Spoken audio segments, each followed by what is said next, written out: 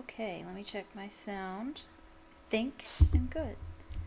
Hello, fellow witches and wizards. My name is PhoenixGinny, and welcome to the stream. Welcome to uh my next charity live stream. It is which Storytime Saturday is it? 24, number 24. We've done 24 of these. Um, so today is very special because it's not just me today. I have a special guest here. One second. I messed up something. All my stuff is. I have too many windows, too many stuff. Okay. I have a special guest here. I have somebody who's going to be doing some artwork while I read. We're going to, I will introduce her in a minute. But today's also a charity live stream, so we are supporting the ODA, the Ocean Defenders Association. Yes, the ODA. First, announcements. Well, I guess first I'll say the usual stuff. Please feel free to talk in the chat. The chat will be on screen now, which will be fun. So feel free to talk while I'm reading. If you've never been here before, then know that I don't just read, I also comment. I make a commentary on it and everything. So I encourage you to get involved in the conversation as well. So while I'm making commentary, please make a commentary as well. Yes, and Julia is in the chat as well. Yes, she's my special guest. And what else? What else was I gonna say? Well, the usual stuff. Feel free to chat. Feel free to post in the comments when it's no longer live. Hit the like button, please. That's really, really helpful. And if you're not a subscriber, click subscribe. And the bell, yes. The bell icon. Please hit the bell icon so that you could be notified every time I upload and every time I go live. I'm not sure when I'll go live next because I don't have my full work schedule. But if you follow me on Twitter, link in the description, I post my schedule every week on Twitter, so you'll know then. It's been pretty regular lately, but you never know when it's going to be different. So feel free to do that. Other things. I've been very, very busy doing lots of things. First of all, I started my new job, so I've been doing that. Getting better at it. It's becoming less scary. And I'm also working on my Patreon. If you don't know, I started a Patreon a while back. Excuse me. And I planned to post on it a bunch, and that didn't happen. So I kind of stopped advertising it. It's still up there if you want to go look at it, I guess. And you can support me on Patreon if you want to. I'm not gonna stop you, but I'm not posting anything on it yet. I've actually been working on some. I've been working on some pieces to put up. What I've decided that I want to do is I want to post new content on there every month. An essay, a short story, a poem, whatever. I want to post something on there every month. And if you are interested in that sort of thing, you can just pay a $5 subscription fee to get access to that monthly content. I have, for not this month, May, for the month of May, I have two things I'm going to post. One thing is going to be a personal narrative, and it's going to be 100% free for everybody because it's sort of like a free sample. I want people to know what they're buying, so I'll just post my personal narrative on there. It's something I wrote last year. It's a very personal piece just about me growing up in the military. I'm posting it for May because of Memorial Day in the United States. And I just, it's really, really beautiful. One of the best pieces I've ever written, honestly. It is very honest, very thoughtful, and just beautiful. I cry every time I read it, so I think you might enjoy that kind of thing. It's about 8 pages long, 8, like, I don't know if it's double spaced pages, something like that. But the other thing, see, that one is free. Anybody can read that. What I'm going to be posting for my subscribers is I'm going to be posting a Harry Potter film analysis essay that I wrote in college for my special topics Harry Potter class. Most of the knowledge that I give when I'm reading these books come from that class that I took. So I wrote a paper. Everybody in that class had to write a paper, like a sort of culminating paper, whatever, and we all got to choose what topic we wanted to write on. And I chose to write on the films and the film adaptations and how I believe that they almost perfectly reflect the books, even when they don't do things exactly like the book does. And I essentially write a mini essay for every single movie. It wasn't very good when I wrote it in college. It was still good, but it wasn't the best. And I certainly didn't write everything that I wanted to because I was on a time crunch back then. So I went back and I started doing, fixing it.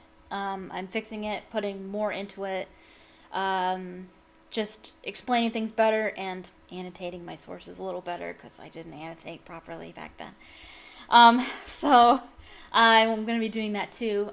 It's taking me a lot longer than I thought, though. What I originally wanted was to post everything on Monday, the 2nd.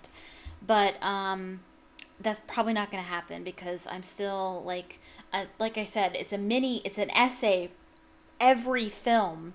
And I'm on Half-Blood Prince right now. And I still have to it takes me like 3 to 4 hours to write these. And so I just didn't have time. This week has been so busy. But I'm working on that. So get ready for that. I'm going to post a special video explaining how to subscribe on Patreon and what you get and all those things. But something else too. So Monday is May 2nd. And if you're a Harry Potter fan, a big Harry Potter fan like me, you know why May 2nd is special. It is the Battle of Hogwarts Day. It is officially the day where Voldemort was defeated. I forget what year it was. To be fair, I forget what year it was. It was probably... Oh, I don't know. I have no idea. But it's a celebration. So what I do every year is I have a special Harry Potter marathon every year where I watch every single one of the films in, how long is it? 19 hours? I think all the films together is 19 hours. You start at 4 a.m. and you watch all the films and you end around 11:30 at night. And that's if you take no breaks in between and you don't watch the end credits. You'd have to I usually like to watch the end credits, but nope, stop. The moment the screen goes black, stop. Change. Change scene. So I've done it twice in my life now. So fun. It's like by the time you get to Half-Blood Prince, you're just like, okay, let's wrap this up because I'm really running out of steam here. But this year it's going to be special because I'm actually doing it tomorrow, not Monday, because I have stuff to do Monday. I'm doing it tomorrow, Sunday. I am recording myself watching them. That's what I'm doing this year. And I'm planning on, cutting it down into all the different films and then cutting it to the best parts. I don't want to post the whole film because, well, I want to post this on YouTube, and you can't post whole movies on YouTube. That's illegal. But if I will have it on a special kind of screen, and I will only I'll only edit it to the good bits, so it won't be considered copyright, especially if you see my face up in the corner and I'm talking about it. So, I'm really, really excited. I think I will release them film by film. I will probably post the first one, but I might wait to post Chamber of Secrets or any of the other one until I reach 50 subscribers. I might do something special like that. I'll see what the reception is, but I'm really, really excited. So you're going to be seeing them piece by piece at your own leisure. I'm going to be doing this in 19 hours, and it's going to be crazy, but it's going to be fun. Okay, so now that I've talked for like half an hour, really? Oh, no. Probably more like 10 minutes. I forgot about the countdown at the beginning. Okay, so let's talk about the ODA first. So for Earth Day, I wanted to pick something environmental, something that would make our Earth a better place. So I picked a charity called the Ocean Defenders Alliance, and they clean up our oceans. Essentially, they remove abandoned fishing equipment and garbage at the bottom of the water. Like when you think of cleaning up the beach, you think of people like combing the beach and taking the garbage off of the shore, they do this too, and it is important, but they're actually literally diving into the water and pulling stuff out. And it's pretty incredible. And I'm actually going to show you a video so you can see kind of what they do. In 1999, I was on just a recreational dive. It was up in Anacapa, and there was a lobster trap down there, and this trap was abandoned. They had been in there for at least 4 months, and they were going to starve to death or get eaten. So I started trying to get them out of the trap, and I wasn't familiar with how to handle lobsters, so I was struggling with it. Some divers saw what I was doing, and they came over and helped me get the lobsters out. And when we got to the surface, it was the talk of the boat.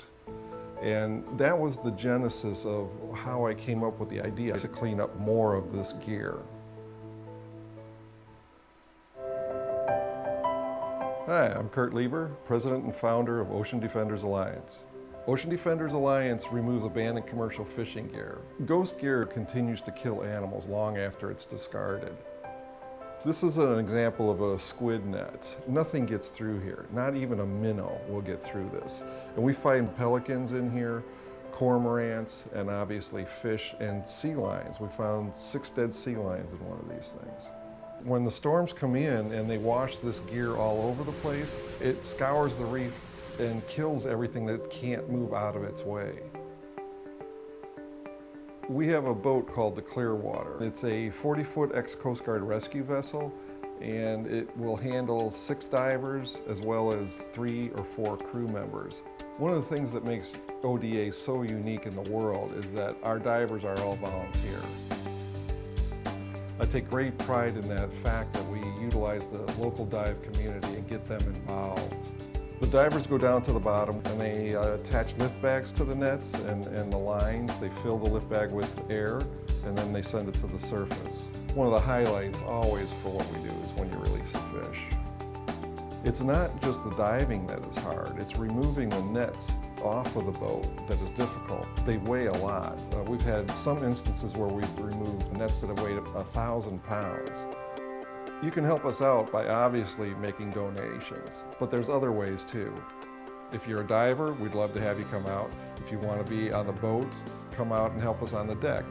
When you make a donation to us, that money goes pretty much directly towards the boat, and that money goes towards making this a better platform for us to remove this gear. One of the most rewarding things about what we're doing is going back to an area where we've been working for sometimes years and going back and seeing huge fish that hadn't been there before we started working on them. I think ODA is a really good investment for people because we're actively doing stuff locally. We're not one organization that has a lot of paid staff, so your money goes directly towards these campaigns. We get out into the schools, the dive clubs, the civic groups, the environmental organizations, and talk about what's going on here. Even if you're inland and you want to help raise money or raise awareness, we'll send you the materials to allow you to talk to people about it, show videos, and hopefully help us raise funds. We need your support. It's very easy to make a donation to us. You just go to our website, there's a link on there that says donate, and you just push the button, and there it is.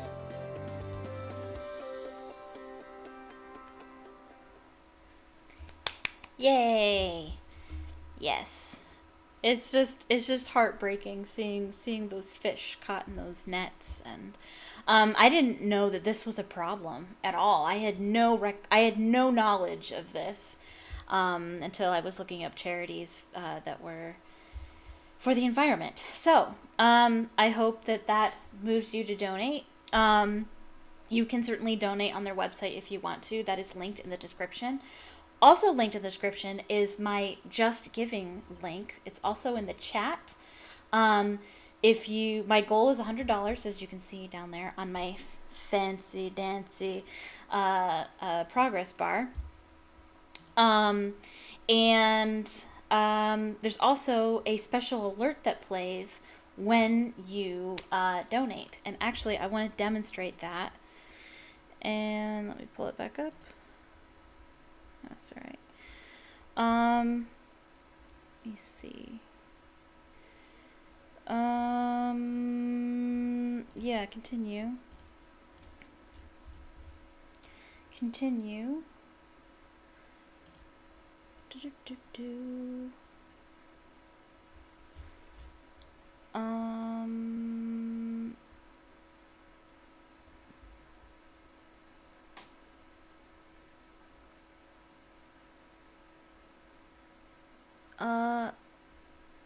Sure. Oh, I don't care. I don't care.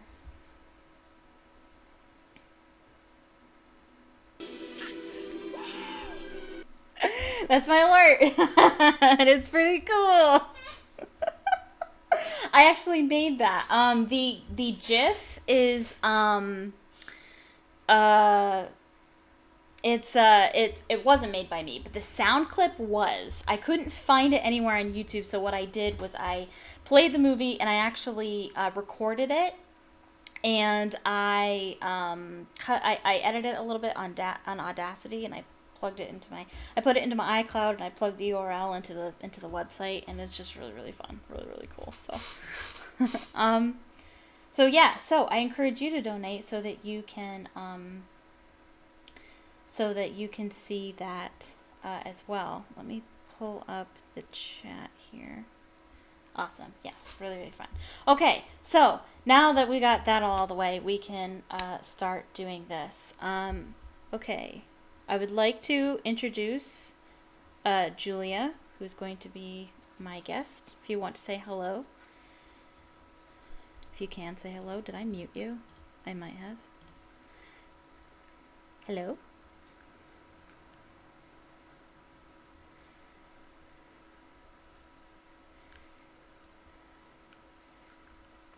Are you there, Julia? Hello. There you are. Sorry. Hi. Hi. So happy to be here. Yay. So what are you going to be doing for us? I am going to be doing some speed painting of the scenes that we're reading in the book. Okay. Do you plan on doing all the scenes? I feel like there's a lot. Yeah, I have one where I have a couple picked out. So one is him opening the gift, and then the other one is him trying out the Patronus spell. Oh, okay. Okay, cool. Okay. If you think you can do it.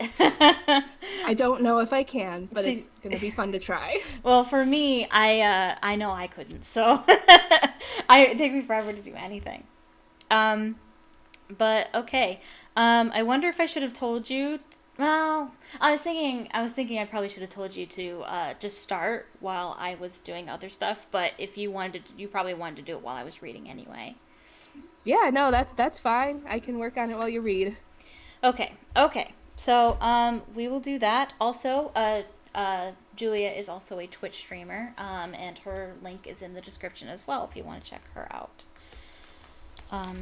Okay, so I will start reading. Okay, you ready, Julia? I am ready. Okay, perfect. Okay, chapter 11, the Firebolt. Harry didn't have a very clear idea of how he had managed to get back into the Honeyduke's cellar, through the tunnel, and into the castle once more. All he knew was that the return trip seemed to take no time at all, and that he hardly noticed what he was doing. Because his head was still pounding with the conversation he had just heard. Oh, yes. He just heard that Sirius Black is his godfather. And he just overheard the whole ordeal about how Sirius Black betrayed his parents. And he's quite upset about it. Why had nobody ever told him? Dumbledore, Hagrid, Mr. Weasley, Cornelius Fudge. Why hadn't anyone ever mentioned the fact that Harry's parents had died because their best friend had betrayed them? Ron and Hermione watched Harry nervously all through dinner, not daring to talk about what they'd overheard, because Percy was sitting close by them. When they went upstairs to the crowded common room, it was to find Fred and George had set off half a dozen dung bombs in a fit of end-of-term high spirits. Harry, who didn't want Fred and George asking him whether he'd reached Hogsmeade or not, sneaked quietly up to the empty dormitory and headed straight for his bedside cabinet. He pushed his books aside and quickly found what he was looking for, the leather-bound photo album Hagrid had given him 2 years ago, which was full of wizard pictures of his mother and father. He sat down on his bed, drew the hangings around him, and started turning the pages, searching, until he stopped on a picture of his parents' wedding day. There was his father waving up at him, beaming, the untidy black hair Harry had inherited standing up in all directions. There was his mother, alight with happiness, arm in arm with his dad, and that must be him, their best man. Harry had never given him a thought before. If he hadn't known it was the same person, he would never have guessed it was Black in this old photograph. His face wasn't sunken and waxy, but handsome, full of laughter. Had he already been working for Voldemort when this picture had been taken? Was he already planning the deaths of the 2 people next to him? Did he realize he was facing 12 years in Azkaban, 12 years that would make him unrecognizable? But the Dementors don't affect him, Harry thought, staring into the handsome, laughing face. He doesn't have to hear my mum screaming if they get too close.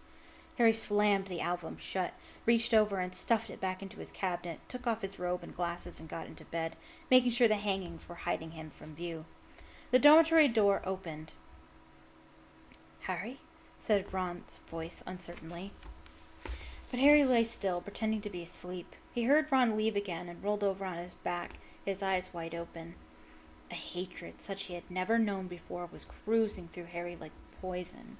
He could see Black laughing at him through the darkness as though somebody had pasted the picture from the album over his eyes. He watched as though somebody was playing him a piece of film, Sirius Black blasting Peter Pettigrew, who resembled Neville Longbottom, into 1,000 pieces. He could hear, though having no idea what Black's voice might sound like, a low, excited mutter. "It has happened, my lord. The Potters have made me their secret keeper." And then came another voice, laughing shrilly, the same laugh that Harry heard inside his head whenever the Dementors drew near. "Harry, you look terrible." Harry hadn't gotten to sleep until daybreak. He had awoken to find the dormitory deserted, dressed, and gone down the spiral staircase to a common room that was completely empty except for Ron, who was eating a peppermint toad and massaging his stomach, and Hermione, who had spread her homework over 3 tables. "Where is everyone?" said Harry. "Gone. It's the first day of the holidays, remember?" said Ron, watching Harry closely. "It's nearly lunchtime. I was going to come and wake you up in a minute." Harry slumped into a chair next to the fire. Snow was still falling outside the windows.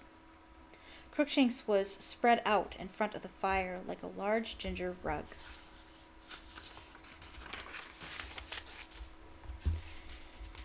"You really don't look well, you know," Hermione said, peering anxiously into his face. "I'm fine," said Harry. "Harry, listen," said Hermione, exchanging a look with Ron. "You must be really upset about what we heard yesterday. But the thing is, you mustn't go doing anything stupid." "Like what?" said Harry. "Like trying to go after Black," said Ron sharply. Harry could tell they had rehearsed this conversation while he had been asleep. He didn't say anything.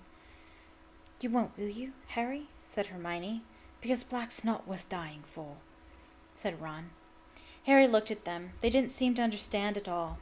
"Do you know what I see and hear every time a Dementor gets too near me?" Ron and Hermione shook their heads, looking apprehensive. I can hear my mum screaming and pleading with Voldemort.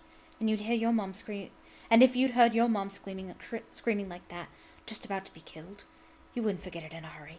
And if you found out someone who's supposed to be a friend of hers betrayed her and sent Voldemort after her, there's nothing you can do, said Hermione, looking stricken. The Dementors will catch Black, and he'll go back to Azkaban and serve him right.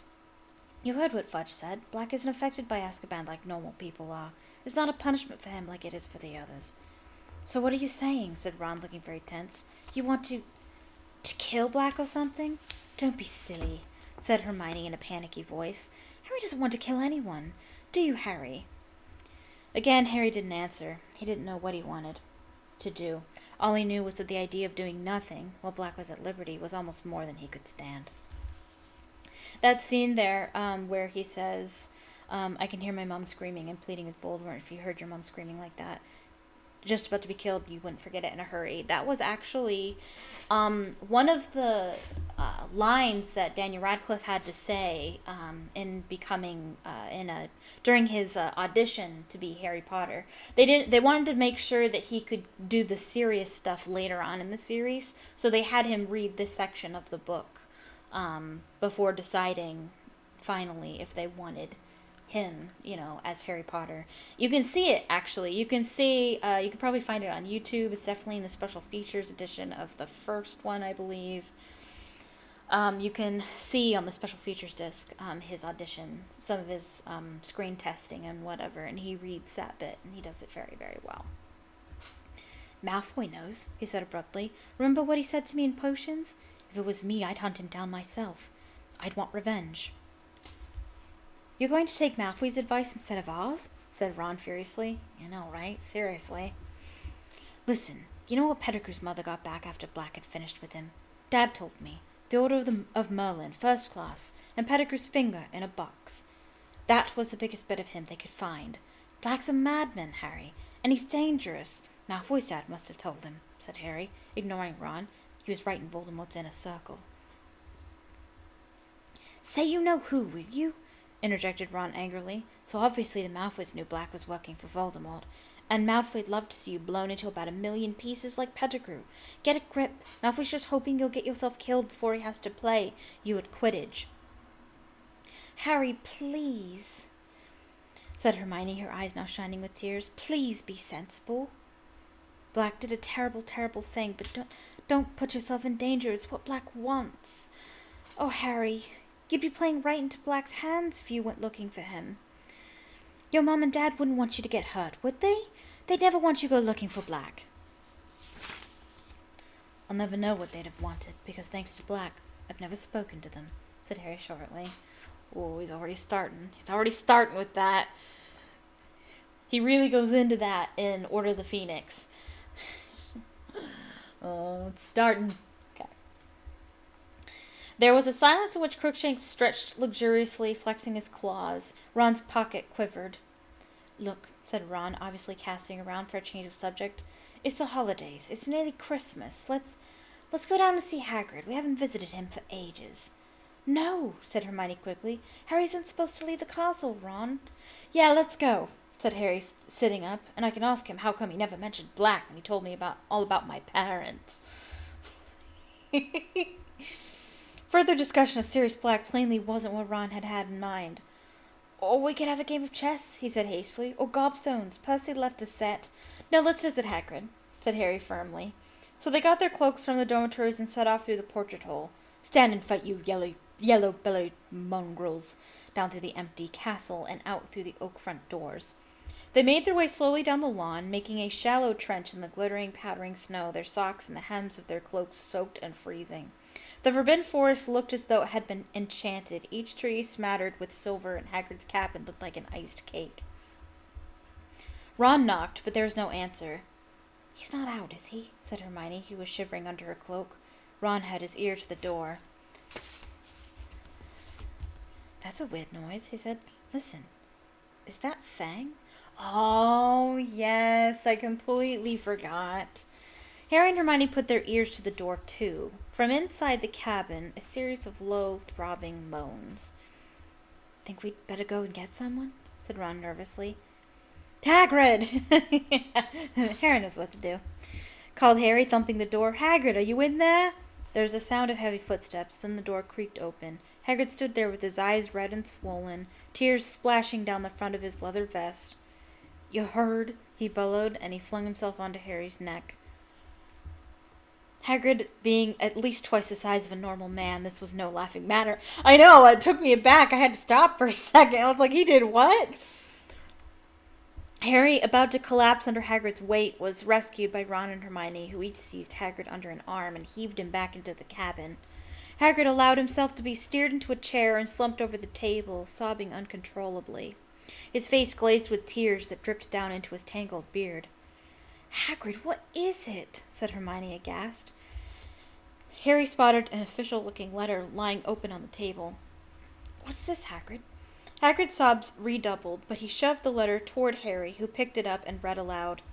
Dear Mr. Hagrid, further to our inquiry into the attack by Hippogriff on a student in your class, we've accepted the assurances of Professor Dumbledore that you bear no responsibility for the regrettable incident. That's good. Dumbledore stepped up to the plate. That's good. Well, that's okay then, Hagrid, said Ron, clapping Hagrid on the shoulder, but Hagrid continued to sob and waved one of his gigantic hands, inviting Harry to read on.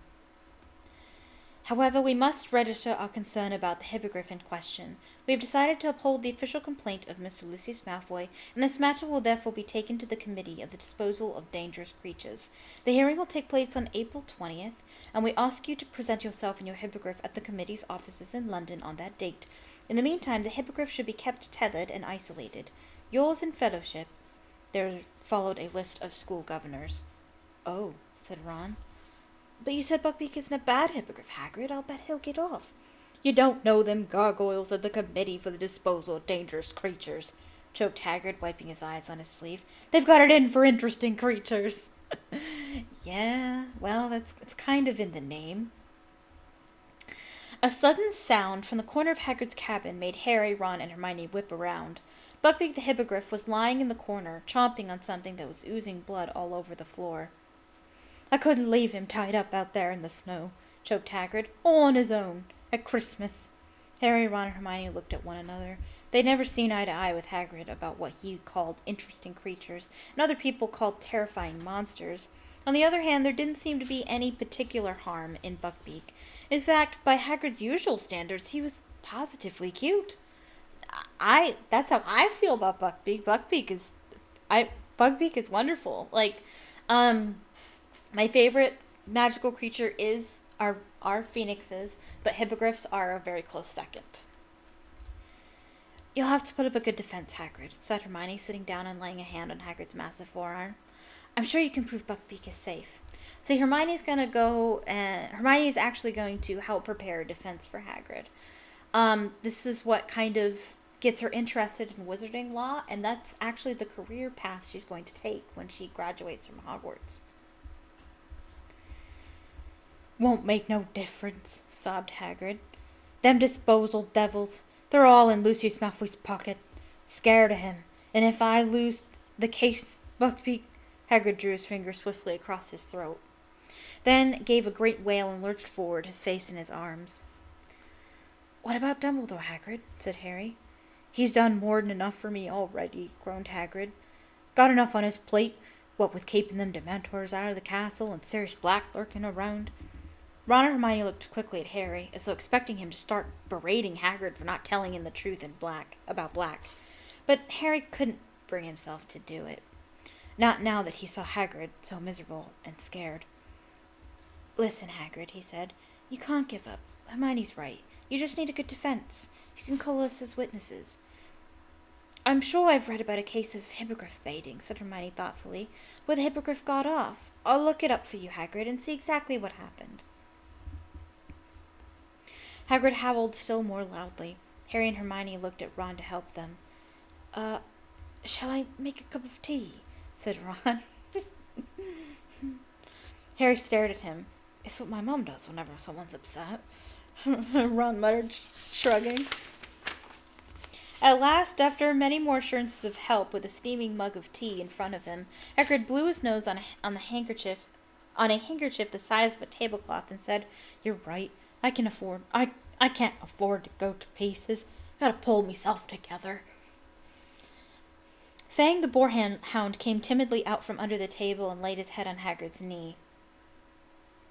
"I've not been myself lately," said Hagrid, stroking Fang with one hand and mopping his face with the other. "Worried about Buckbeak, and no one liking me classes." "We do like them," lied Hermione at once. "Yeah, they're great," said Ron, crossing his fingers under the table. How are the flubberworms?" "Dead," said Hagrid gloomily. "Too much lettuce." "Oh no," said Ron, his lip twitching. "And them Dementors make me feel ruddy terrible and all," said Hagrid with a sudden shudder. "Gotta walk past 'em every time I want a drink and the 3 broomsticks. It's like being back in Azkaban." He fell silent, gulping his tea. Harry, Ron, and Hermione watched him breathlessly. They never heard Hagrid talk about his brief spell in Azkaban before. After a pause, Hermione said timidly, "Is it awful in there, Hagrid?" You've no idea," said Hagrid quietly. "Never been anywhere like it. Thought I was going mad. Kept going over horrible stuff in my mind. The day I got expelled from Hogwarts. The day me dad died. The day I had to let Norbert go." His eyes filled with tears. Norbert was the baby dragon Hagrid had once won in a game of cards.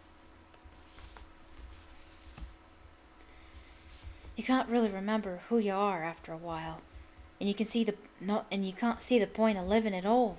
I used to hope I'd just die in me sleep. When they let me out, it was like being born again. Everything came flooding back.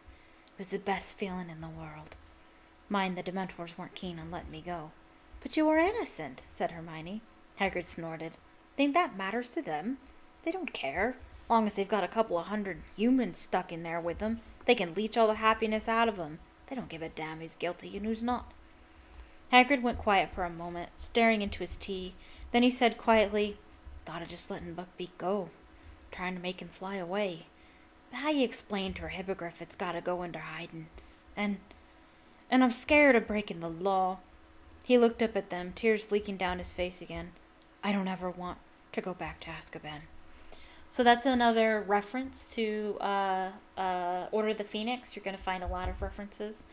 Buckbeak is in the story. Like, he's not as important to the story as he is in this one. But we see him again in Order of the Phoenix. He has a different name in Order of the Phoenix, but he makes a return. The trip to Hagrid's, though far from fun, had nevertheless had the effect Ron and Hermione had hoped. Though Harry had by no means forgotten about Black, he couldn't brood constantly on revenge if he wanted to help Hagrid win his case against the Committee for the Disposal of Dangerous Creatures. He, Ron, and Hermione went to the library the next day and returned to the empty common room laden with books that might help prepare a defense for Buckbeak. The 3 of them sat in front of the roaring fire, slowly turning the pages of dusty volumes about famous cases of marauding beasts, speaking occasionally when they ran across something relevant. Sorry.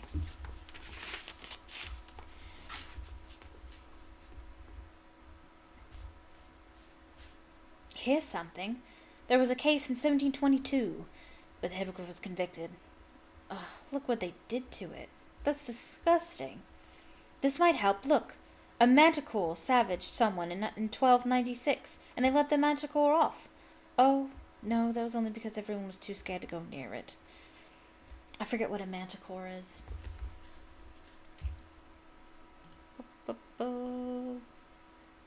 I'm gonna look it up. Manticore. Isn't it? It makes me think of... Oh. I was thinking spiders, but no. That's really awful. A legendary animal having the head of a man, often with horns, the body of a lion, and the tail of a dragon or scorpion.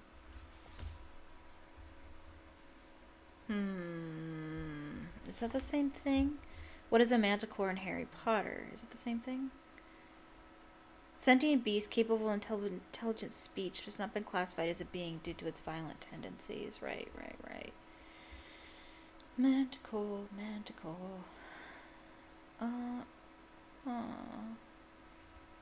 Oh, that's scary looking. Not a fan. Let me see. I can show you. That's what it looks like. Pretty scary. It makes me think of the beast. Well, I guess there's multiple beasts. The beast, like the evil beast of the Antichrist and Revelations in the Bible. I don't know why I think of that. I guess because Satan is often referred to as a dragon, a lion roaming the earth, waiting for somebody to devour. I forget exactly what the verse is. I don't know if there's any reference to a scorpion. I don't know. That's just what this creature makes me think of. Nope, that's not what you need to see. Oh, yeah. I'm not used to switching scenes constantly. There we go. Manticore. Not nice. Meanwhile, in the rest of the castle, the usual magnificent Christmas decorations had been put up, despite the fact that hardly any of the students remained to enjoy them. Thick streamers of holly and mistletoe were strung along the corridors. Mysterious light shone from inside every suit of armor, and the great hall was filled with its usual 12 Christmas trees, glittering with golden stars. A powerful and delicious smell of cooking pervaded the corridors, and by Christmas Eve it had grown so strong that even Scabbers poked his nose out of the shelter of Ron's pocket to sniff hopefully at the air. On Christmas morning, Harry was woken by Ron throwing his pillow at him. Oi! Presents! That's the best! Sorry. Okay. Let me pull this up too. Yeah. Harry reached for his glasses and put them on, squinting through the semi-darkness to the foot of his bed, where a small heap of parcels had appeared. Ron was already ripping the paper off his presents. Another sweater from Mum. Maroon again. See if you've got one. Harry had. Mrs. Weasley had sent him a scarlet sweater with the Gryffindor lion knitted on the front, also a dozen home-baked mince pies, some Christmas cake, and a box of nut brittle. As he moved all these things aside, he saw a long, thin package lying underneath. What's that? Said Ron, looking over, a freshly unwrapped pair of maroon socks in his hand.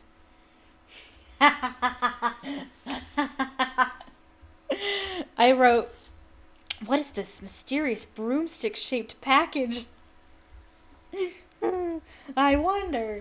Yeah, I was watching, a while back, I was watching Harry Potter and the Sorcerer's Stone. And you know the part where Hagrid comes flying in and drops the Nimbus 2000 package on the table. So I was watching this movie with my college roommate, and I never thought of this before, but she did, and she was like, they're all confused as to what this could be, and it clearly looks like a broomstick. And I was like, oh my gosh, you're right. They're like, the package, they have the package, and they're like, what is this? And Ron's like, let's open it. And, and like, they're all like, oh, I wonder what it is. And they open it, and it's like, oh, it's a broomstick. And it's like, of course it's a broomstick. What else could it be? And I just think that's funny. So, like, that's why I wrote that there. Because it's probably in the shape of a broomstick. Dunno. Harry ripped the parcel open and gasped as a magnificent gleaming broomstick rolled out onto his bedspread. Ron dropped his socks and jumped off his bed for a closer look. I don't believe it, he said hoarsely. It was a firebolt, identical to the dream broom Harry had gone to see every day in Diagon Alley. Its handle glittered as he picked it up. He could feel it vibrating and let go. It hung in midair, unsupported, at exactly the right height for him to mount it. His eyes moved from the golden registration number at the top of the handle right down to the perfectly smooth, streamlined birch twigs that made up the tail. Who sent it to you? Said Ron in a hushed voice. Look and see if there's a card, said Harry. Ron ripped apart the firebolt's wrappings. Nothing. Blimey, who'd spend that much on you? Well, said Harry, feeling stunned. I'm betting it wasn't the Dursleys. I bet it was Dumbledore, said Ron, now walking around and around the firebolt, taking in every glorious inch. He sent you the invisibility cloak anonymously. That was my dad's, though, said Harry. Dumbledore was just passing it on to me. He wouldn't spend hundreds of galleons on me. He can't go giving students stuff like this. Yeah, but who bought the Nimbus 2000? Like, it could have been McGonagall. Is that considered cheating? I feel like that's something. Something's amiss there that I never considered till just now. Who got him the first one? I think it's implied that McGonagall got it. But, like, that's kind of shady. I don't know.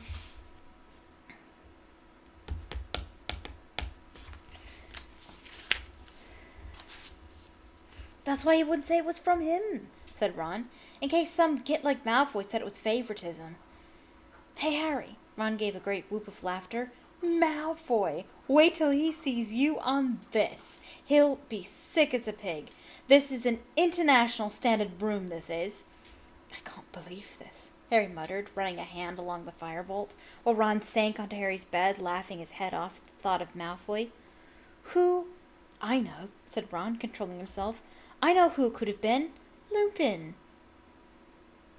What? Said Harry, now starting to laugh himself. Lupin? Listen, if he had this much gold, he'd be able to buy himself some new robes. Yeah, but he likes you, said Ron, and he was away when your Nimbus got smashed. And he might have heard about it and decided to visit Diagon Alley and get this for you. What do you mean he was away? Said Harry. He was ill when I was playing at that match. Well, he wasn't in the hospital wing, said Ron. I was there, cleaning out the bedpans at that attention from Snape, remember? Oh, yeah. So this is a sort of clue as to what is up with Lupin. Why does he get sick all the time and doesn't go to the hospital wing for it? Harry frowned at Ron. I can't see Lupin affording something like this. What are you two laughing about? Hide it! Hide it! Hide it! Get rid of it! Don't let her see it! Don't let her get it! Hide it, quick! Hermione had just come in, wearing her dressing gown and carrying Crookshanks, who was looking very grumpy, with a string of tinsel tied around his neck. Don't bring him in here, said Ron, hurriedly snatching Scabbers from the depths of his bed and stowing him in his pajama pocket. But Hermione wasn't listening. She dropped Crookshanks onto Seamus's empty bed and stared, open-mouthed, at the firebolt. Oh, Harry, who sent you that? Lie! Lie, Harry! Lie! No idea, said Harry. There wasn't a card or anything with it. To his great surprise, Hermione did not appear either excited or intrigued by the news. On the contrary, her face fell, and she bit her lip. What's the matter with you? Said Ron. I don't know, said Hermione slowly, but it's a bit odd, isn't it? I mean, this is supposed to be quite a good broom, isn't it? Ron sighed exasperatedly. It's the best broom there is, Hermione, he said. So it must have been really expensive. Probably cost more than all the Slytherin's brooms put together, said Ron happily. Well, who'd send Harry something as expensive as that, and not even tell him they'd sent it, said Hermione. Who cares? Said Ron impatiently. Listen, Harry, can I have a go on it? Can I? I don't think anyone should ride that broom just yet, said Hermione shrilly. Harry and Ron looked at her. What do you think Harry's going to do with it? Sweep the floor? said Ron. Yeah, what a crazy thing to do with a broom. But before Hermione could answer, Crookshanks sprang from Seamus's bed, right at Ron's chest. Get him out of here! Ron bellowed as Crookshanks's claws ripped his pajamas, and Scabbers attempted a wild escape over his shoulder. Ron seized Scabbers by the tail and aimed a misjudged kick at Crookshanks that hit the trunk at the end of Harry's bed, knocking it over and causing Ron to hop up and down, howling with pain.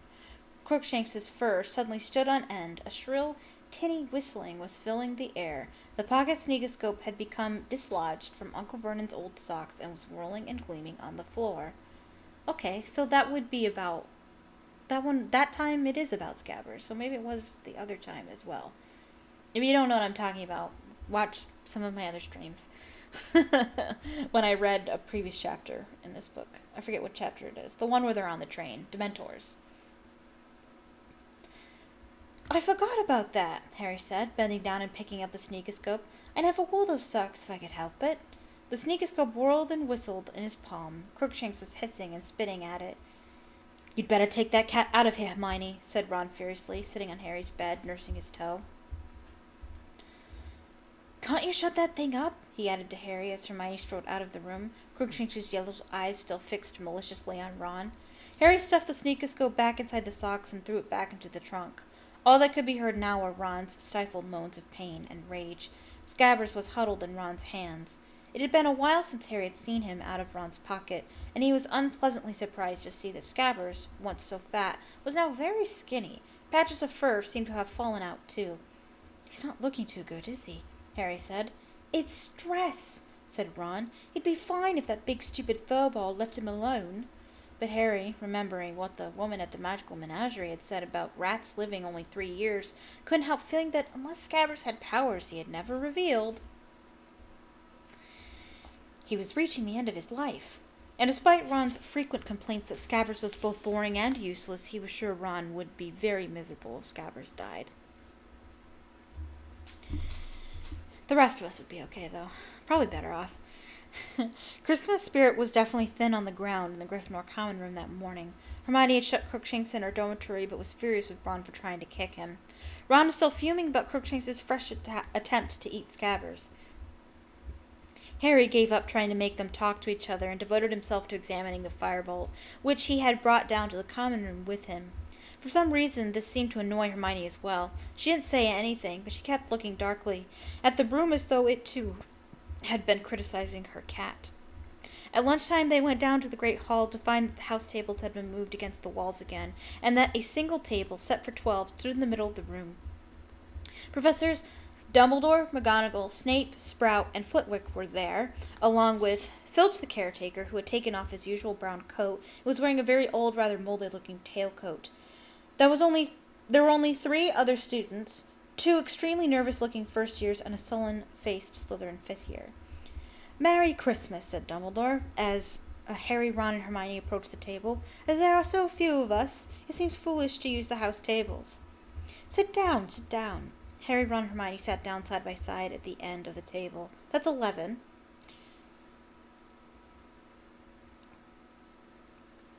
Crackers, said Dumbledore enthusiastically, offering the end of a large silver noisemaker to Snape, who took it reluctantly and tugged. With a bang like a gunshot, the cracker flew apart to reveal a large pointed witch's hat topped with a stuffed vulture.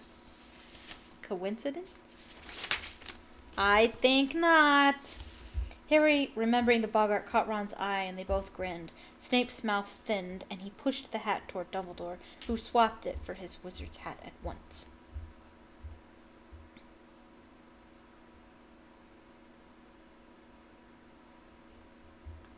Dig in, he advised the table, beaming around. As Harry was helping himself to roast potatoes, the doors of the great hall opened again. It was Professor Trelawney gliding toward them as though on wheels.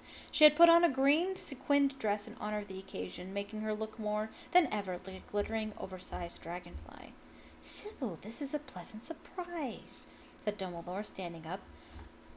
I have been crystal-gazing, Headmaster, said Professor Trelawney in her mistiest, most far-away voice, and to my astonishment I saw myself abandoning my solitary luncheon and came to join you. Who am I to refuse the promptings of fate? I at once hastened from my tower and do beg you to forgive my lateness. Certainly, certainly, said Dumbledore, his eyes twinkling. Let me draw you up a chair. And he did indeed draw a chair in mid-air with his wand, which revolved for a few seconds before falling with a thud between Professor Snape and McGonagall. Professor Trelawney, however, did not sit down. Her enormous eyes had been roving around the table, and she suddenly uttered a kind of soft scream. I dare not, Headmaster. If I join the table, we shall be 13. Nothing could be more unlucky. Never forget that when 13 dine together, the first to rise will be the first to die. Okay, so I counted 11. 12. Okay. I could have miscounted.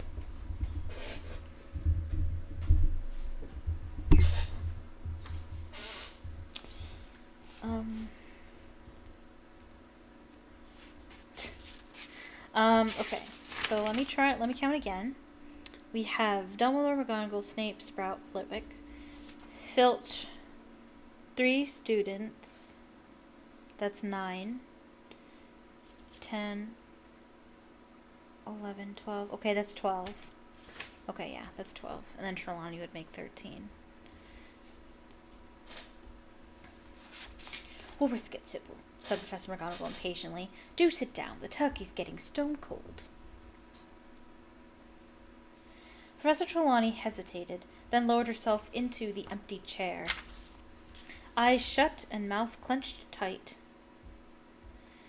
as though expecting a thunderbolt to hit the table. Professor McGonagall poked a large spoon into the nearest tureen. Try it, Sybil. Professor Trelawney ignored her. Eyes open again, she looked around once more and said, But where's dear Professor Lupin? I'm afraid the poor fellow is ill again, said Dumbledore, indicating that everybody should start serving themselves. Most unfortunate that it should happen on Christmas Day. But surely you already knew that, Sybil, said Professor McGonagall, her eyebrows were raised. Professor Trelawney gave Professor McGonagall a very cold look. Certainly I knew, Minerva, she said quietly, but one does not parade the fact that one is all-knowing. I frequently act as though I am not possessed of the inner eye, so as not to make others nervous. Right. That's something else that that you can see between the Prisoner of Azkaban and Order of the Phoenix, is the relationship between McGonagall and Trelawney are... You see them in opposite ends, actually. In here, they're kind of at odds with each other, but they're actually united in Order of the Phoenix when McGonagall comes to her aid for Umbridge, when Umbridge fires her. That explains a great deal, said Professor McGonagall tartly. Professor Trelawney's voice suddenly became a good deal less misty. If you must know, Minerva, I have seen that poor Professor Lupin will not be with us for very long. He seems aware himself that his time is short. He positively fled when I offered to crystal gaze for him. Imagine that, said Professor McGonagall dryly. I doubt, said Dumbledore in a cheerful but slightly raised voice, which put an end to Professor McGonagall and Professor Trelawney's conversation, that Professor Lupin is in any immediate danger. Severus, you've made the potion for him again? Yes, Headmaster, said Snape.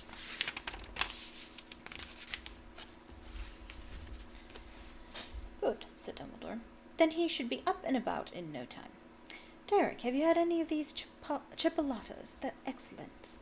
The first-year boy went furiously red on being addressed directly by Dumbledore and took the platter of sausages with trembling hands. Professor Trelawney behaved almost normally until the very end of Christmas dinner, 2 hours later. Full to bursting with Christmas dinner and still wearing their party hats, Harry and Ron got up first from the table, and she shrieked loudly, My dears, which of you left his seat first? Which?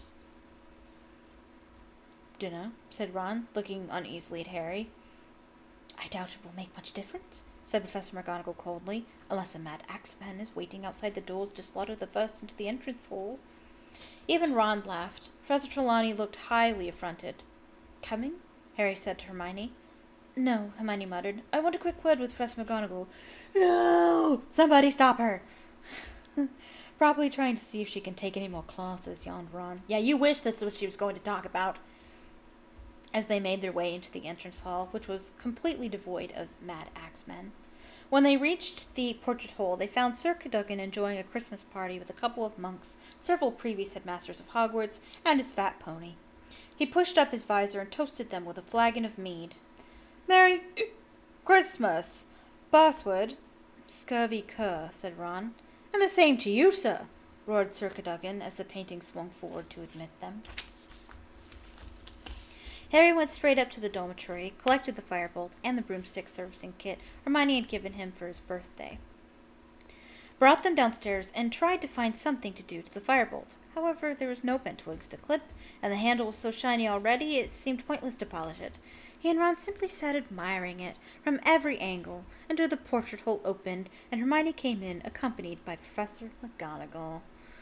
Take one last long look at that broomstick, boys, and say goodbye. Though Professor McGonagall was head of Gryffindor House, Harry had seen her in the common room only once before, and that had been to make a very grave announcement.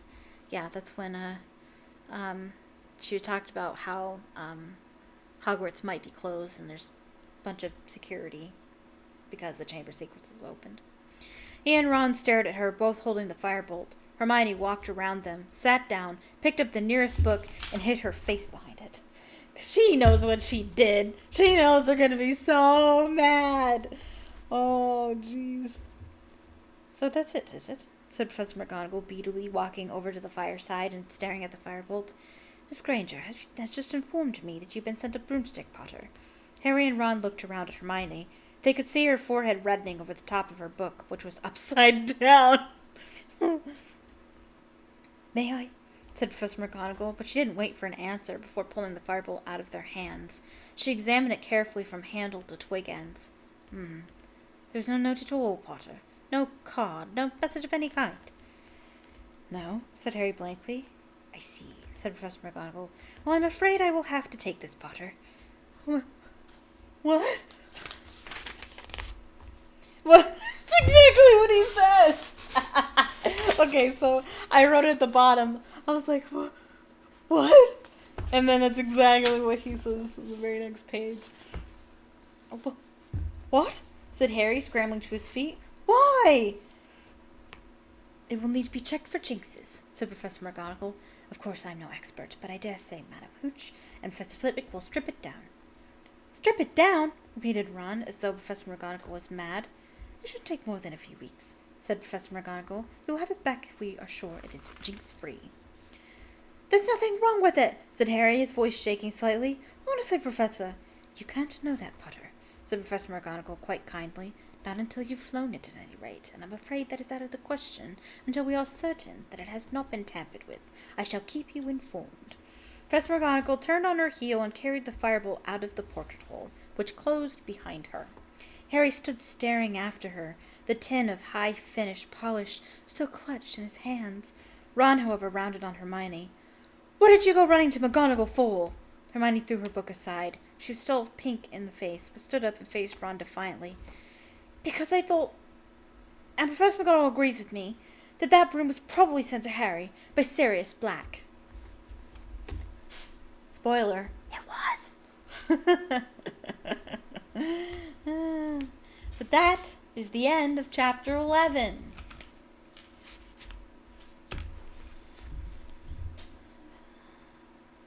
How's it going there, Julia?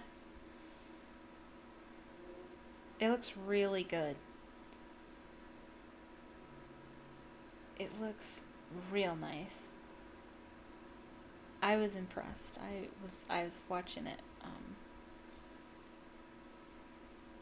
and I thought it was. I'm impressed. Like, I didn't think that you could do something this good looking on a computer program.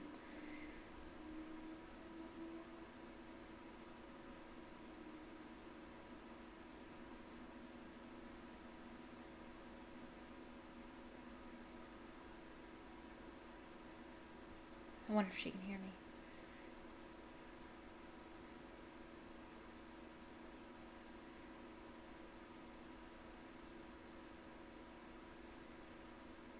I had myself on mute. I'm sorry. That's okay. That's okay. I was watching you. It looks good. Thank you so much. That is really, really impressive.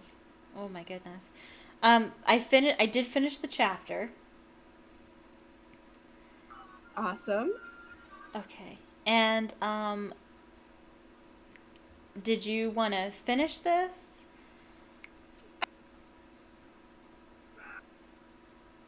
I'm sorry, what was that? Oh, sorry. I'm good for now. I think I can take a break if you want to take a break. Okay.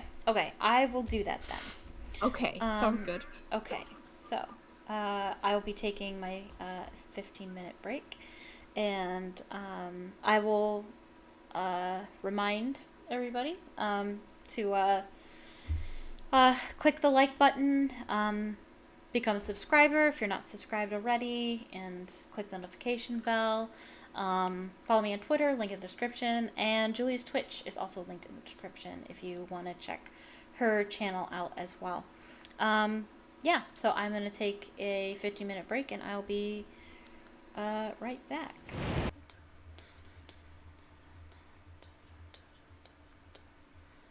Where are you? There you are. I'm still jamming. I was jamming to my music. 'Cause my music is dope. Okay, we're back. Hello. So, yes, more reading. More reading. So that's what we do here. Are you ready, Julia?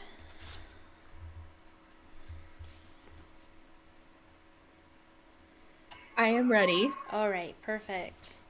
All right, let's start. Chapter 12, The Patronus.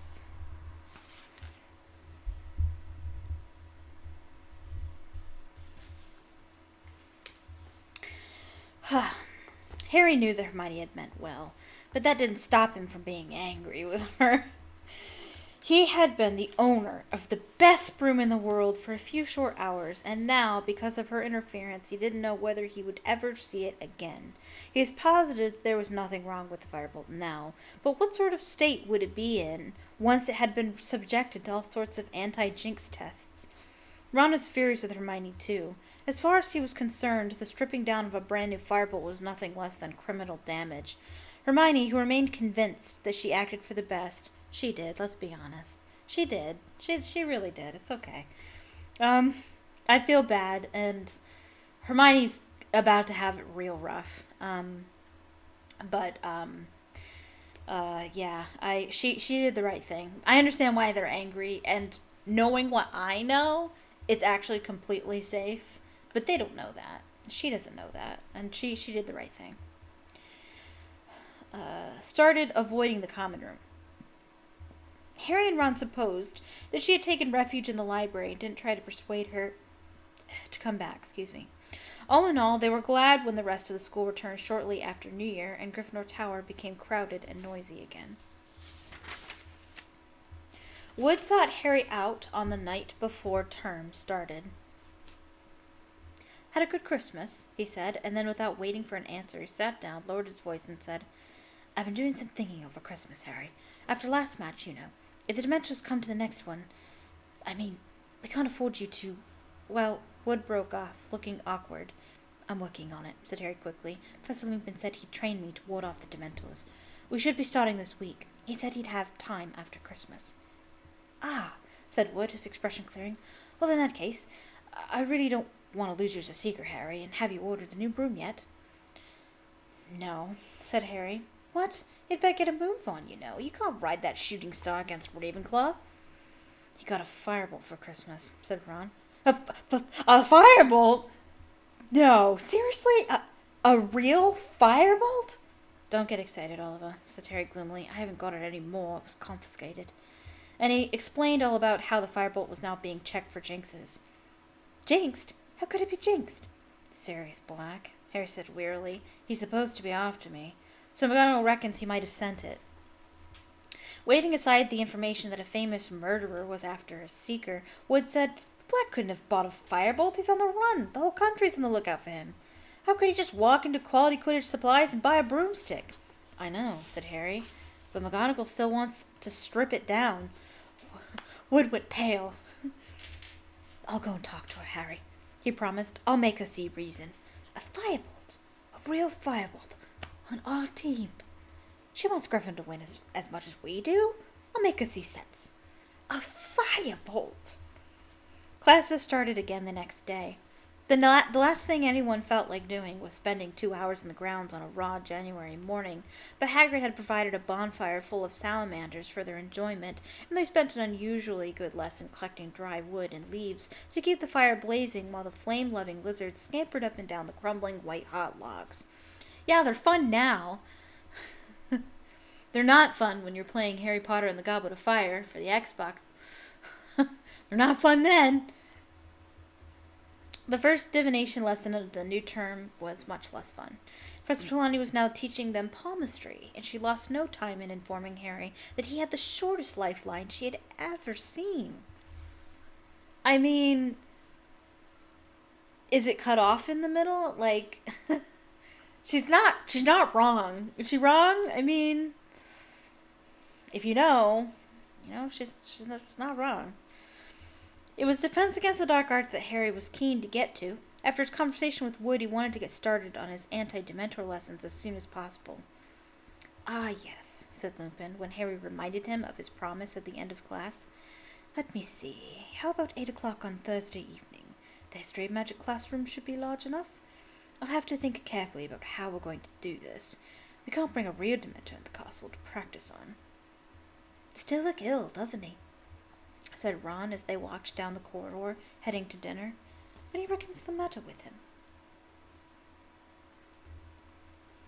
There's a loud, impatient "t" from behind them. Because Hermione knows. Because Hermione knows what's going on with him. And she wants to tell them she knows, but they're not talking to her. So she's being sassy. It was Hermione, who had been sitting at the feet of a suit of armor, repacking her bag, which is so full of books it wouldn't close. And what are you tutting at us for? Said Ron irritably. Nothing, said Hermione in a lofty voice, heaving her bag back over her shoulder. Yes, you were, said Ron. I said I wonder what's wrong with Lupin, and you... Well, isn't it obvious, said Hermione, with a look of maddening superiority. If you don't want to tell us, don't, snapped Ron. Fine, said Hermione haughtily, and she marched off. She doesn't know, said Ron, staring resentfully after Hermione. She's just trying to get us to talk to her again. No, she does know. As usual, she knows. At 8 o'clock on Thursday evening, Harry left Gryffindor Tower for the History of Magic classroom. It was dark and empty when he arrived, but he lit the lamps with his wand and had waited only 5 minutes after Professor Lupin turned up, carrying a large packing case, which he heaved onto Professor Binns' desk. What's that? Said Harry. Another bucket, said Lupin, stripping off his cloak. I've been combing the castle ever since Tuesday, and very luckily I found this one lurking inside Mr. Filch's filing cabinet. It's the nearest we'll get to a real Dementor. I realized I don't need to wear this right now. There are times when I needed to wear that during the stream, but I don't need to wear it right now. It gets a little uncomfy after a while. Oh, I'm going to have to wear it for 19 hours tomorrow. Ew. Dang it. I'll have to think about that. I don't know if I want to wear headphones for 19 hours. Anyway, you don't care about that. I can store him in my office when we're not using him. There's a cupboard under my desk he'll like. Okay, said Harry, trying to sound as though he wasn't apprehensive at all and merely glad that Lupin had found such a good substitute for a real Dementor. So, Professor Lupin had taken out his own wand and indicated that Harry should do the same. The spell I am going to try and teach you is highly advanced magic, Harry, well beyond ordinary wizarding level. It is called the Patronus charm. How does it work? Said Harry nervously. Well, when it works correctly, it conjures up a Patronus, said Lupin, which is a kind of anti-Dementor, a guardian that acts as a shield between you and the Dementor. Harry had a sudden vision of himself crouching behind a Hagrid-sized figure holding a large club. Professor Lupin continued, The Patronus is a kind of positive force, a projection of the real things that the Dementor feeds upon, hope, happiness, the desire to survive, but it cannot feel despair, as real humans can, so the Dementors can't hurt it. But I must warn you, Harry, that the charm might be too advanced for you. Many qualified wizards have difficulty with it. What does the Patronus look like? Said Harry curiously. Each one is unique to the wizard who conjures it. And how do you conjure it? With an incantation, which will work only if you are concentrating with all your might on a single, very happy memory. I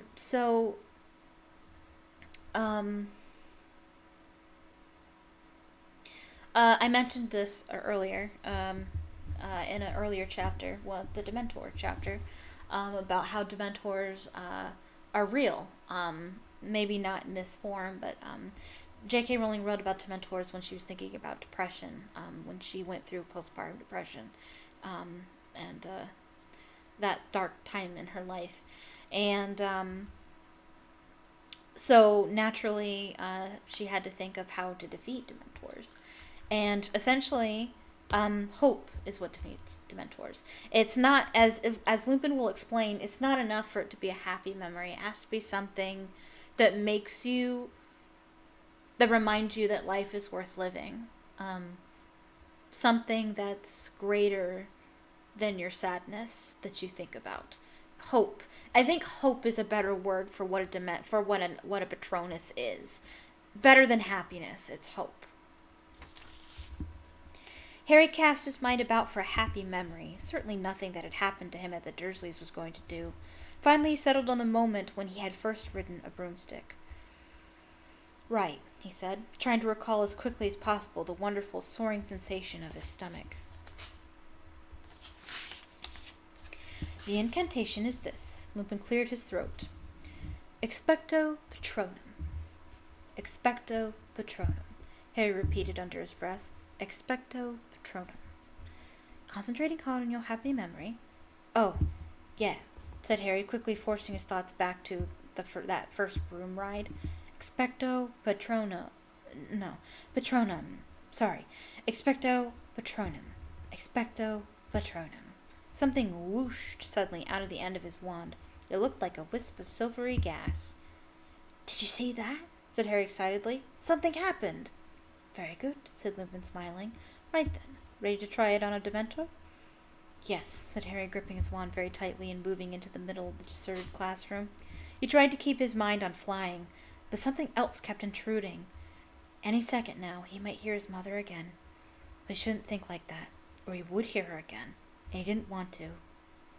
Or did he? Oh, that's so good. That's exactly, that's exactly how mental health works.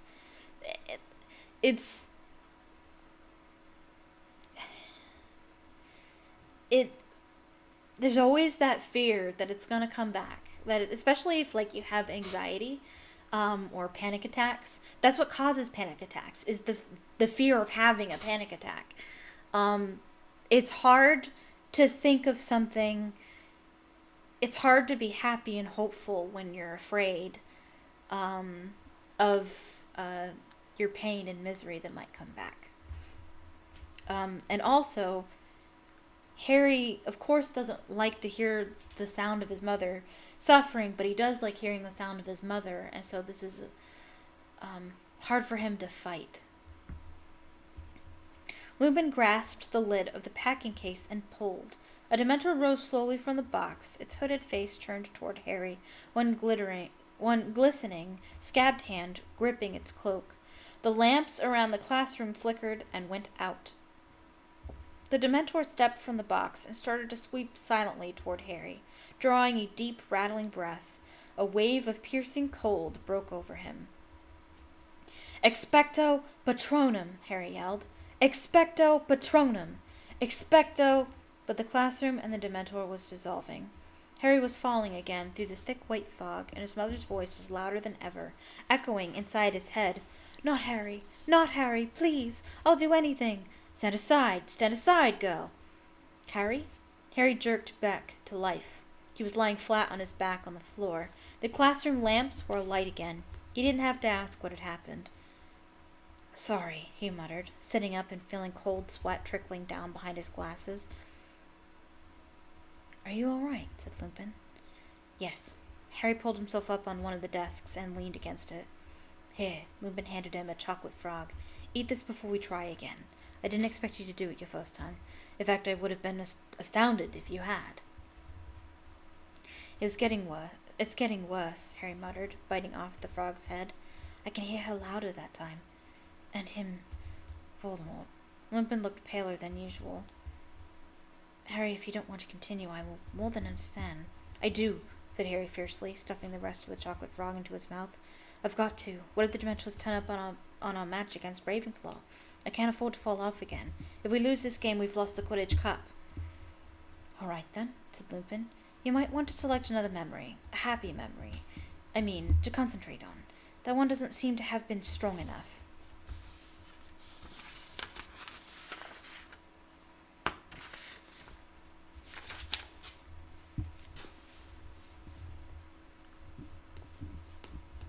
Harry thought hard and decided his feelings when Gryffindor had won the house championship last year had definitely qualified as very happy. He gripped his wand tightly again and took up his position in the middle of the classroom. "Ready?" said Lupin, gripping the box lid.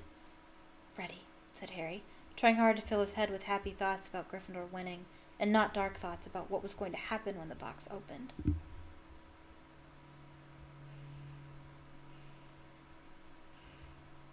"Go," said Lupin, pulling off the lid. The room went icily cold and dark once more. The Dementor glided forward, drawing its breath. One rotting hand was extending towards Harry. "Expecto Patronum," Harry yelled. "Expecto Patronum! Expecto Pat—" White fog obscured his senses. Big, blurred shapes were moving around him. Then came a new voice, a man's voice, shouting, panicking. "Lily, take Harry and go. It's him. Go. Run. I'll hold him off." The sounds of someone stumbling from a room, a door bursting open, a cackle of high-pitched laughter. "Harry, Harry, wake up."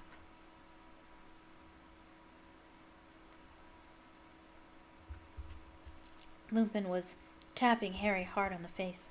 This time it was a minute before Harry understood why he was lying on a dusty classroom floor.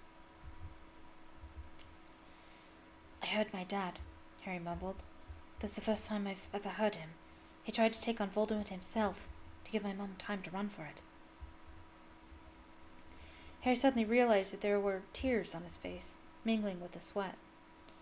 He bent his face as low as possible, wiping them off on his robes, tending to do up his shoelace so that Lupin wouldn't see. "You heard James?" said Lupin in a strange voice. "Yeah." Face dry, Harry looked up. "Why, you didn't know my dad, did you?" "He sure did." I did, as a matter of fact," said Lupin. "We were friends at Hogwarts. Listen, Harry, perhaps we should leave it here for tonight. This charm is ridiculously advanced. I shouldn't have suggested putting you through this." "No," said Harry. He got up again. "I'll have one more go. I'm not thinking of happy enough things. That's what it is. Hang on." He racked his brains. A really, really happy memory. One that he could turn into a good, strong Patronus. The moment when he'd first found out that he was a wizard and would be leaving the Dursleys for Hogwarts. If that wasn't a happy memory, he didn't know what was. Concentrating very hard on how he had felt when he'd realized he'd be leaving Privet Drive, Harry got to his feet and faced the packing case once more. "Ready?" said Lupin, who looked as though he were doing this against his better judgment. "Concentrating hard. All right. Go." He pulled off the lid of the case for the third time, and the Dementor rose out of it. The room felt cold and dark. "Expecto Patronum," Harry bellowed. "Expecto Patronum! Expecto Patronum!" The screaming inside Harry's head had started again, except this time it sounded as though it were coming from a badly tuned radio. Softly, and softer and louder, and softer again, and he could still see the Dementor. It had halted, and then a huge silver shadow came bursting out of the end of Harry's wand, to hover between him and the Dementor. And though Harry's legs felt like water, he was still on his feet, though for how much longer he wasn't sure. "Ridiculous!" roared Lupin, springing forward. There was a loud crack, and Harry's cloudy Patronus vanished along with the Dementor. He sank into a chair, feeling as exhausted as if he had just run a mile, and felt his legs shaking. Out of the corner of his eye, he saw Professor Lupin forcing the boggart back into the packing case with his wand. It had turned into a silvery orb again. "Excellent," Lupin said, striding over to where Harry sat. "Excellent, Harry. That's definitely a start." "Can we have another go? Just one more go." "Not now," said Lupin firmly. "You've had enough for one night. Here." He handed Harry a large bar of Honeyduke's best chocolate. "Eat the lot, or Madame Pomfrey will be after my blood. Same time next week." "Okay," said Harry. He took a bite of the chocolate and watched Lupin extinguishing the lamps that had rekindled with the disappearance of the Dementor. A thought had just occurred to him. "Professor Lupin," he said, "if you knew my dad, you must have known Sirius Black as well." Lupin turned very quickly. "What gives you that idea?" he said sharply. "Nothing. I mean, I just knew they were friends at Hogwarts, too." Lupin's face relaxed. "Yes, I knew him," he said shortly. "Or I thought I did. You'd better be off, Harry. It's getting late." "Don't change the subject! Come on! We want to hear more!" Harry left the classroom, walking along the corridor and around a corner, then took a detour behind a suit of armor and sank down on its plinth to finish his chocolate, wishing he hadn't mentioned black, as Lupin was obviously not keen on the subject. Then Harry's thoughts wandered back to his mother and father. He felt drained and strangely empty, even though he was so full of chocolate. Terrible though it was to hear his parents' last moments replayed inside his head. These were the only times Harry had ever heard their voices since he was a very small child. But he'd never be able to produce a proper Patronus if he half wanted to hear his parents again. They're dead, he told himself sternly. They're dead, and listening to echoes of them won't bring them back. You'd better get a grip on yourself if you want to win that Quidditch Cup. He stood up, crammed the last bit of chocolate into his mouth, and headed back to Gryffindor Tower. Ravenclaw played Slytherin a week after the start of term. Slytherin won, though narrowly. According to Wood, this was good news for Gryffindor, who would take second place if they beat Ravenclaw too. He therefore increased the number of team practices to 5 a week. This meant that with Lupin's anti-Dementor classes, which in themselves were more draining than 6 Quidditch practices, Harry had just 1 night a week to do all his homework. Even so, he wasn't showing the strain nearly as much as Hermione, whose immense workload finally seemed to be getting to her. Every night without fail, Hermione was to be seen in a corner of the common room, several tables spread with books, arithmancy charts, ruined dictionaries, diagrams of muggles lifting heavy objects, and file upon file of extensive notes. She barely spoke to anybody and snapped when she was interrupted. You'll notice that Quidditch is a lot more prevalent in this book than any other. This is because this is the last book where the Gryffindors have an opportunity to win the Quidditch Cup with Harry on the team. Because the first one... Why didn't it happen in the first one? They didn't win the Quidditch Cup in the first one. Why didn't it happen in the first one? I forget. There's a reason. I know that the second one, the Chamber Secrets, they canceled Quidditch for the last bit of the year. So they didn't have it then. And then the next one, there won't be any Quidditch at all because it'll be the Triwizard Tournament. Order the Phoenix, Harry is gonna get banned from Quidditch because he's gonna beat Malfoy up, which is probably one of the best scenes ever. It's pretty great. Kind of worth it, in my opinion. But he gets banned from Quidditch. Actually, the whole Gryffindor team gets banned for a moment there. And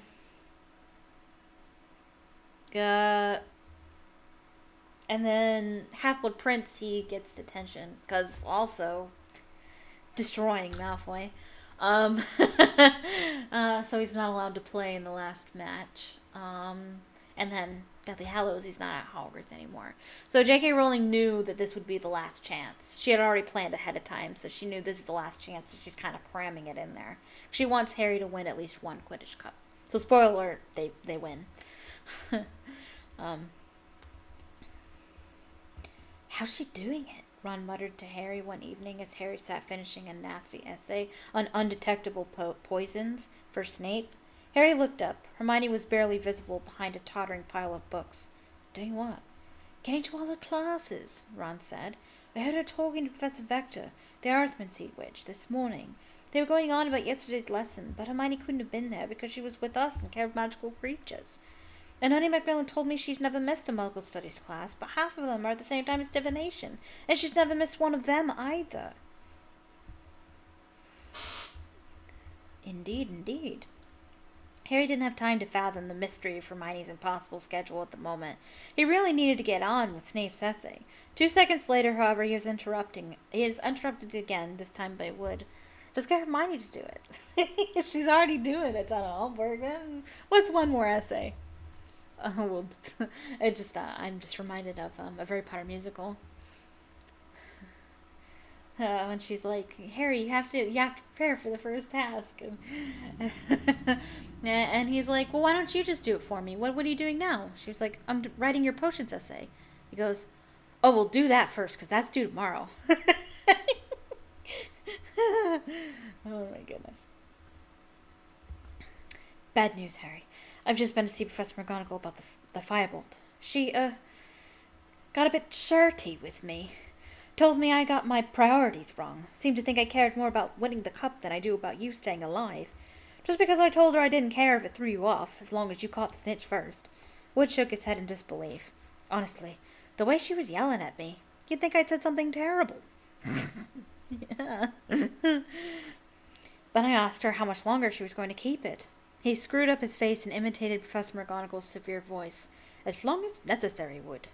I reckon it's time you ordered a new broom, Harry. There's an order form on the back of which broomstick. You could get an Nimbus 2001, like Malfoy's got. I'm not buying anything Malfoy thinks is good, said Harry flatly. That's fair. January faded imperceptibly into February with no change in the bitterly cold weather. The match against Ravenclaw was drawing nearer and nearer, but Harry still hadn't ordered a new broom. He was now asking Professor McGonagall for news of the Firebolt after every Transfiguration lesson, Ron standing hopefully at his shoulder, Hermione rushing past with her face averted. No, Potter, you can't have it back yet, Professor McGonagall told him the 12th time this happened, before he'd even opened his mouth. We've checked for most of the usual curses, but Professor Flitwick believes the broom might be carrying a hurling hex. I shall tell you once we've finished checking it. Now please stop bothering me. Sorry, I apologize. Train going by my house. It's not the Hogwarts Express, I'm afraid.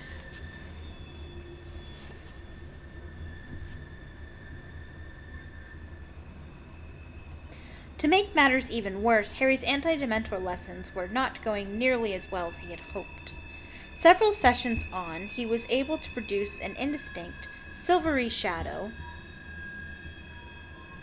every time the Boggart's Dementor approached him, but his Patronus was too feeble to drive the Dementor away. All it did was hover, like a semi-transparent cloud, draining Harry of energy as he fought to keep it there. Harry felt angry with himself, guilty about his secret desire to hear his parents' voices again. Oh, Harry, there's nothing wrong with that. You know, if you make your parents that memory, you can make it work for you. You're expecting too much of yourself, said Professor Lupin sternly, in their 4th week of practice. For a 13-year-old wizard, even an indistinct Patronus is a huge achievement. You aren't passing out anymore, are you? I thought a Patronus would charge the Dementors down or something, said Harry dispiritedly. Make them disappear. Oh my goodness, you're so loud.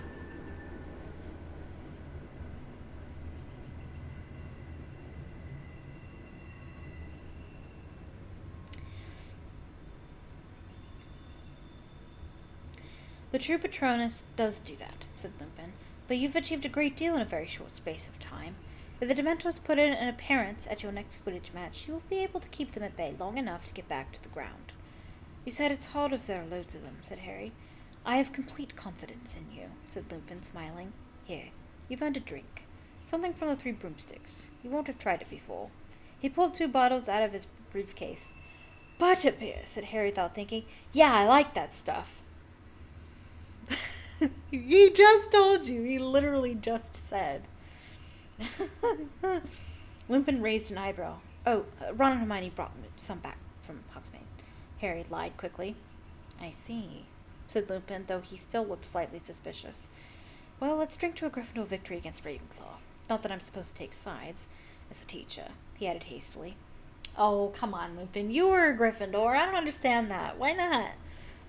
You can take sides. You were a Gryffindor. They drank the butterbeer in silence until Harry voiced something he'd been wondering for a while. What's under Dementor's hood? Professor Lupin lowered his bottle thoughtfully. Well, the only people who really know are in no condition to tell us. You see, the Dementor lowers its hood only to use its last and worst weapon. And what's that? They call it the Dementor's kiss, said Lupin, with a slightly twisted smile. It's what Dementors do to those they wish to destroy utterly. I suppose there must be some kind of mouth under there, because they clamp their jaws around the mouth of the victim and suck out his soul. Harry accidentally spat out a bit of butterbeer. What They kill? Oh no, said Lupin. Much worse than that. You can exist without your soul, you know, as long as your brain and heart are still working. But you'll have no sense of self anymore. No memory, no anything. There's no chance at all of recovery. You'll just exist as an empty shell, and your soul is gone forever. Lost. There are truly things worse than death. Lupin drank a little more butterbeer, then said, It's the fate that awaits Sirius Black. It was in the Daily Prophet this morning. The Ministry has given the Dementors permission to perform it if they find him. Harry sat stunned for a moment at the idea of someone having their soul sucked out through their mouth, but then he thought of Black. He deserves it, he said suddenly. You think so? Said Lupin lightly. Do you really think anyone deserves that? Yes, said Harry defiantly. For some things.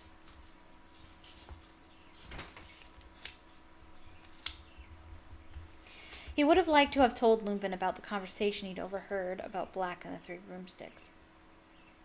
About Black betraying his mother and father, but it would have involved revealing that he'd gone to Hogsmeade without permission, and he knew Lupin wouldn't be very impressed by that. So he finished his butterbeer, thanked Lupin, and left the History of Magic classroom. Harry half wished that he hadn't asked what was under a Dementor's hood. The answer had been so horrible, and he was so lost in unpleasant thoughts of what it would feel like to have your soul sucked out of you that he walked headlong into Professor McGonagall halfway up the stairs. Do watch where you're going, Potter. Sorry, Professor. I've just been looking for you in the Gryffindor common room. Well, here it is. We've done everything we could think of, and there doesn't seem to be anything wrong with it at all. You've got a very good friend somewhere, Potter. I wrote, me! Oh, wait.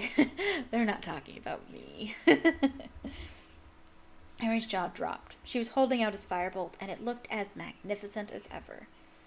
I can have it back? Harry said weakly. Seriously? Seriously, said Professor McGonagall, and she was actually smiling. I dare say you'll need to get the feel of it before Saturday's match, won't you? And Potter, do try and win, won't you? Or we'll be out of the running for the 8th year in a row, as Professor Snape was kind enough to remind me only last night. Speechless, Harry carried the firebolt back upstairs toward the Gryffindor Tower.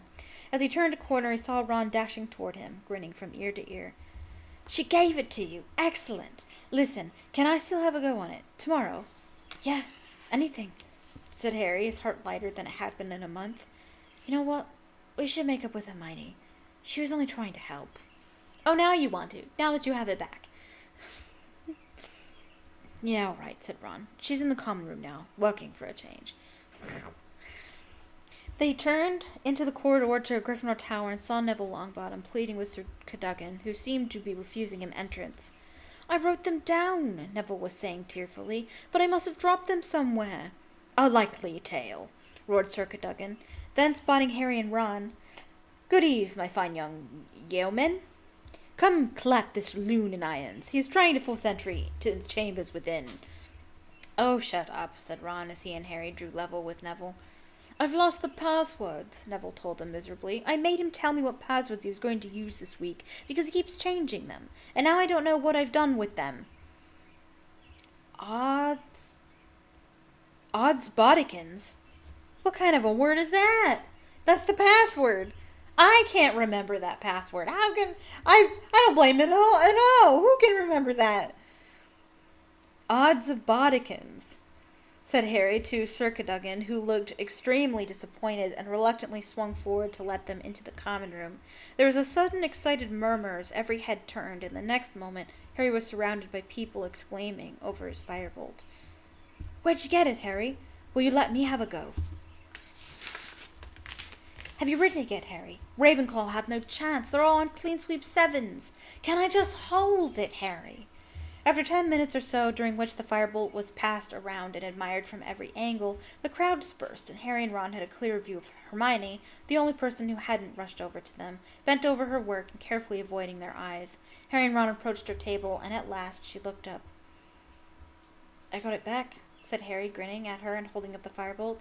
See, Hermione, there wasn't anything wrong with it, said Ron. Ron! Really?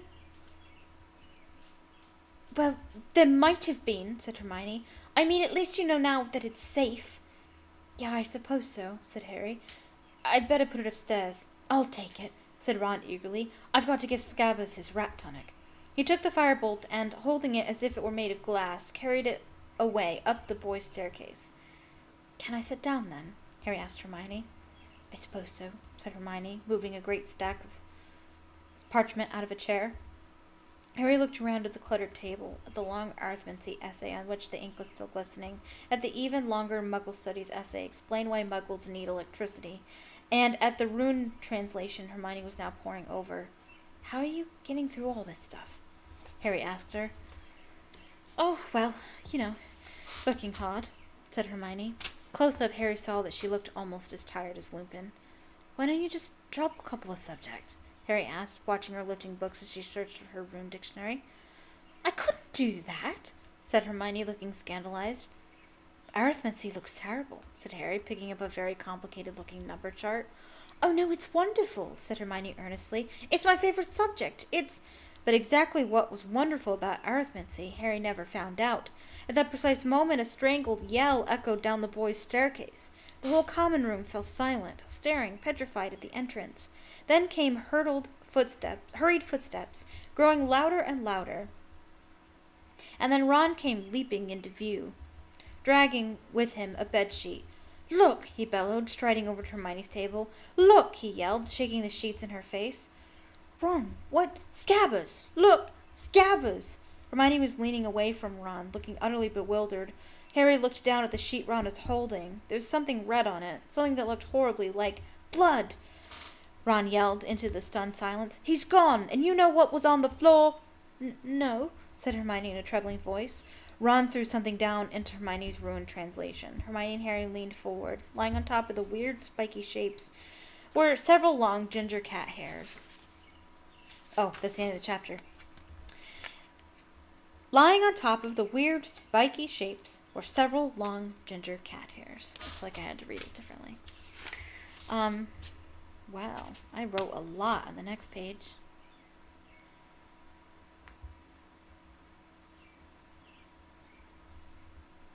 Oh, yeah, I probably won't read that one out loud.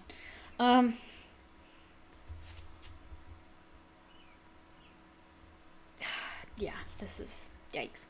But that is the end of the chapter. Hooray, hooray, hooray. We're like over halfway done with this book already. I feel like we just started it.